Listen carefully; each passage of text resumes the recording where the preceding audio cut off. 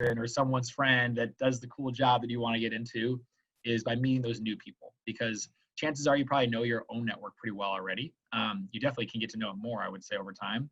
But I would say if there's one big takeaway I want you guys all to understand, that even with virtual networking, the key is going to always be trying to get outside that comfort zone a little bit and expand your search to get to know people that maybe you don't know already. So we can move right along here. So let's get a little bit more tactical here. And we can talk more so about just some straight up tips for success in the ways that we kind of review and understand networking. So obviously it goes without saying, COVID-19 has kind of changed the way that we network. You know, in the business world, oftentimes, as you've probably experienced or heard from in class, you know, really people lean into interpersonal interactions when it comes to kind of getting to know new people and really doing that job search, right? So you go to meet up with someone for coffee, you go maybe to a happy hour after work, you're going to a young professionals organization, something like that. Obviously, a lot of that has changed with the pandemic, and so now networkers kind of need to be a little bit more, I guess I would say, intentional about some of the resources that we have that are still available to folks who are looking for opportunities. And so I want to talk a little bit more about what that looks like.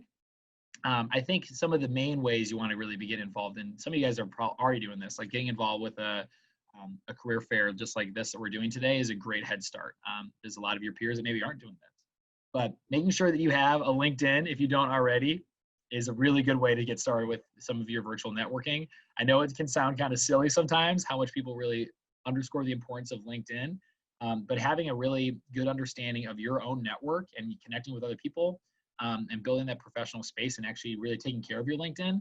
You know, a lot of people put a lot of time and effort into their Twitter account and into their Instagram account. I would argue maybe you should put as much effort into your LinkedIn in the sense of making sure that it always is putting your best foot forward, right? You want to make sure that your page looks nice, it has a resume on there.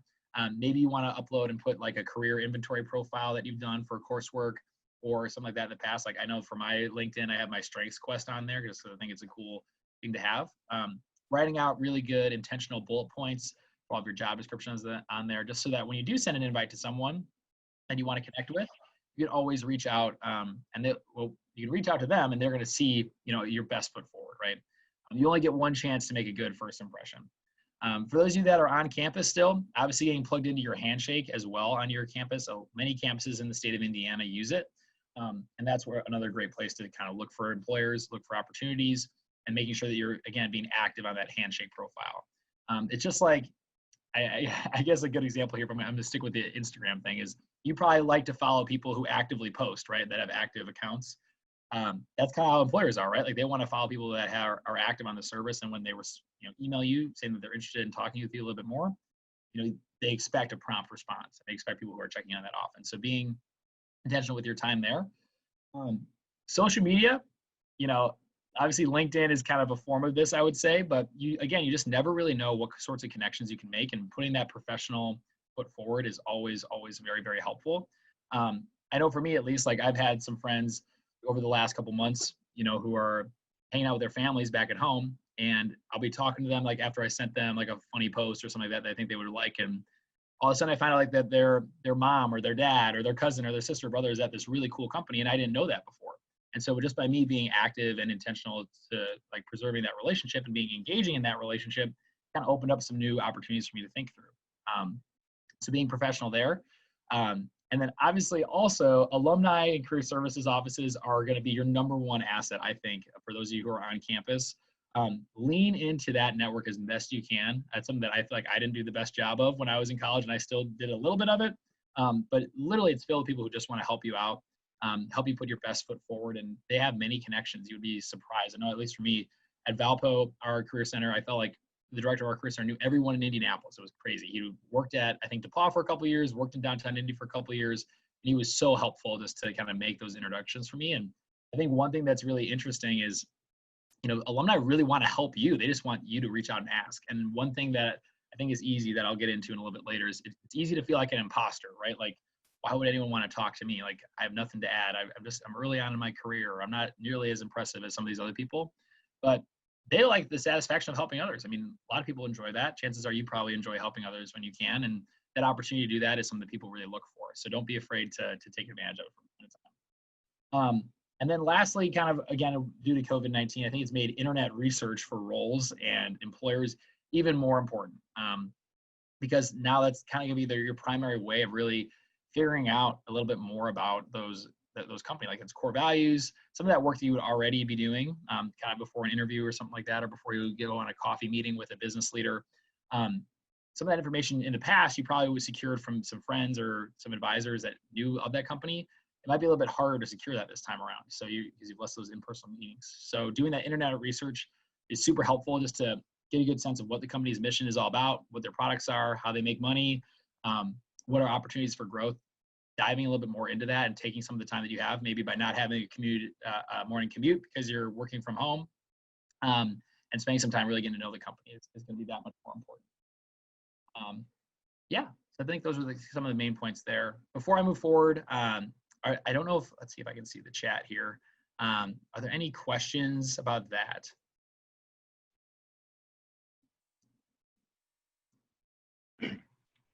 If anyone does have any questions at any time, feel free to enter them into the chat, or you can raise your hand as another way to kind of get attention, or you can also just unmute yourself and ask if you want. Perfect. Yep. Thanks, Jeremy. That works. I'm happy to be interrupted, so feel free to do so. Okay, I have one question. Yeah. Okay, so you talk about leading into the alumni social networks, and I think at IUPUI we have a directory, an alumni directory. Awesome. And you talk about weak contacts, I think was the word. Yeah, right? like weak ties. Yep. Weak ties. So is that like basically kind of like a bunch of weak ties, and you're trying to find someone to maybe touch base with? Yeah, exactly. That's a great way to think of it. I mean, I think it's a weak tie in the sense that a strong tie would be like, like your best friend or someone you're in class with, or like your mom or your dad, right? Like someone that you see on a very, very, common basis. You see them all the time. A weak tie is like maybe you have something that's kind of in common, but you're not super good friends or like not super aware of each other, right? So a school alum is a great example of that. Like the example that I use, he was a graduate. I graduated, not super long ago. He graduated like in 2010. Which is not super long ago either, but we were a couple of years apart in school. And so we only had in common that we both went to the same school. So what's cool about in your situation, Josh, was that if you reached out to that employer, you'd be like, hey, here's my name, here's what I'm studying. I saw that you're on the IUPUI alumni directory. I was really interested in learning about XYZ. Because you dropped that you went to IUPUI, he's going to have, or she's going to have, or they're going to have a vested interest in trying to talk to you a little bit more because you had that commonality. So I just would say, like, don't be afraid to lean into that. Those weak ties, oftentimes people really will value it. Does that answer your question, hopefully? Yeah, thank you. Yeah. Any other questions before I move on? That was a great one. Jake, there's a question in the chat for you. Awesome. I'm not sure I can see. Can you read it to me by any chance, Jeremy? I'd appreciate it. Oh, sure. It says, how important is a personal social media presence? For example, Instagram, Twitter, etc. That's a great question. So I think it depends a little bit based on what you're looking into. I wouldn't say by any means you have to have one, but I think being professional is very, very important on social media because that will be the first place that employers check out potentially.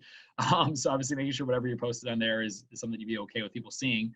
But I think actually having a professional account can really be a great resource too for folks who are looking to maybe get in fields like sales, marketing, copywriting, et cetera. I know LinkedIn's a great way to do this. I mean, people kind of are able to generate a little bit of a following on LinkedIn or Instagram based on some of the things that you're interested in. So let's say you really wanted to work like in the web development space. Like maybe if you had like a LinkedIn account that you posted like once a week, you were sharing some of the things, the projects that you were working on. Doing some sort of professional content there, I think is a really great way to stand out to employers. It really amazes me. There are some candidates that I work with from schools in Indiana that have like 11,000 LinkedIn followers because they just post consistently on their pages about the projects that they're working on and some of the takeaways that they have. So I think that can be really, really helpful. So the two tips I would say is like being professional is obviously the most important. If you do have those accounts, trying to make sure that what you share is something that you feel okay, like being associated with your personal brand, which I'm sure is a phrase maybe you've heard of before. But then additionally, don't be afraid to use it as a means to kind of raise some awareness for what you're working on. Like maybe you really have a cool like hiking blog that you write, or maybe you're really passionate about pottery work. Like anything you do to generate a following, especially if you really want to work in anything that's like requires persuasion, that could be a huge asset on your resume. because you know what it takes to build that. So hopefully that answers your question a little bit, whoever asked that. Jake, a couple more questions that have come in, and the first one kind of, I think you just touched on a little bit, but it is building off of the above question. How many employers will look at your personal social media and judge based off of profile picture and such? For example, my Facebook profile picture is not me, but a picture of one of my favorite Sith Lords. Interesting. First off, respect the Star Wars reference, so thank you. I'm a big Star Wars fan. I would say, it's hard to say what employers look like. I know a lot probably do out of curiosity, or maybe coworkers do after you get hired. So I would say it's really important to put your best foot forward there, really in all situations. So that's what I'd say. So maybe, unfortunately, now you're going to be looking at jobs. It might be time for Darth Plagueis to leave your Facebook page and maybe put a real picture of yourself. But I think, at the end of the day, it's probably not going to make or break you. It just is something you want to consider, right? That's going to be something they associate with your personal brand. Now, that being said, if there's something that's really, really bad, something that maybe is inappropriate from a picture from college or high school or something like that, making sure that you have a clean internet carbon footprint, I think is always important to think about. So hopefully that answers your question a little bit. And then another question here says, I just graduated in May from UND. Would the alumni office be able to provide information about people who graduated with the same major as me? Kind of going off of the question about IUPUI's alumni directory, just wondering where I would look for something like that. Yeah, I'm not as familiar with UND, but I would imagine, a lot of schools have some sort of tracking system for alumni and where they graduate. Usually it's like a first destination survey that you fill out after graduation. You might have already just filled that out. So I would just feel free to go ahead and ask. Otherwise, never be afraid to ask professors. If you feel a little bit weird about asking alumni or your alumni office, your professors, if they've been at the school for more than 3 or 4 years, they've probably seen quite a few classes go through UND. They might have, a really stellar student that graduated and now is working at a company that you're really interested in that had the exact same major as you, and they can help connect you to that opportunity as well. So it doesn't always have to be an alumni office. You're right. Like it could be like a professor. It could be like an advisor. If you're a leader in a club or organization, they could do an introduction there as well. I would just add to that, this is Jeremy. Don't forget your career services office, because they often will help alumni too, and they have those connections as well. Definitely. Thanks for adding that, Jeremy. Yeah. Those are all the questions so far in the chat. I don't know if you have any other slides. I do have a few more slides, so we'll get through those, and then we'll save some of the time we've left because we're trying to wrap up right at 12:55 or so for transitions. So if you're taking notes, now's the time to really get out that notepad. These are going to be my 3 big tips for success for you guys for today. So when it comes to virtual networking, the biggest thing I would say, and this goes for regular networking as well, is focus on building a relationship rather than just asking for a favor. And what I mean by that is you want to make sure that when you're asking someone to help you, that you can do everything that you can in your power to kind of return the favor and help them in advance. Be sure you value their time, send a thank you note. And you never know like how far that connection could go, as long as you're just being willing to genuinely connect with that person rather than kind of like extract the introduction to like, hey, like I really want to work at Salesforce. How do I get in? Something like that. You want to have that attitude of like, I really just want to get to know this person. A great example for that for me is a couple months ago, I connected with an alumni from Valpo who's working in New York City that also was in the Orr Fellowship program. And I felt like there was no way that I could help him out at all in what he was working on. But when I asked him, like, is there anything I can do to support you? He was like, yeah, like I feel really disconnected here in New York City from like all my Valpo friends and connections because a lot of people from Valpo moved out there. And so he was like, if there's anything that you see come across your radar, it's like ways for people to get involved virtually, let me know. And so sure enough, like I've been connected to opportunities and I've forwarded those emails to him so he can feel engaged. And that was something I was never expecting. This is a guy that, is in his 40s. He's way disconnected from me, but he still was actually really into that ability for me to have him be connected. So I would say because I focused on building the relationship there rather than just saying like, hey, like I just want to know how you did this program or this, what do you think of this business idea? He was far more willing to kind of share that information with me, I would say. So that's what I would say there. That's tip number 1. Tip number 2, kind of like I talked about a little bit earlier, you're not an imposter. You are not an imposter. You definitely can return the favor while networking. Oftentimes, especially in communities like Indianapolis, the higher up business leaders really want your insights and feedback on what exactly the job search is like now, what your interests are, what your passions are, because that can help inform their hiring strategies and recruitment strategies moving forward. So don't ever think that you're not adding value to their conversation. But at the same time, you want to be prepared to make the most of your time and be prepared to ask good questions and things like that. This is something that can happen a lot when you're early on in your career. So it just is a good reminder to have, you're not an imposter. And my last one is research goes so far. I know I brought this up a little bit earlier, but it may seem a little creepy sometimes when you're like researching the person that you're meeting with in advance to kind of look at their LinkedIn, look at where they went to school, look at some things we're involved in.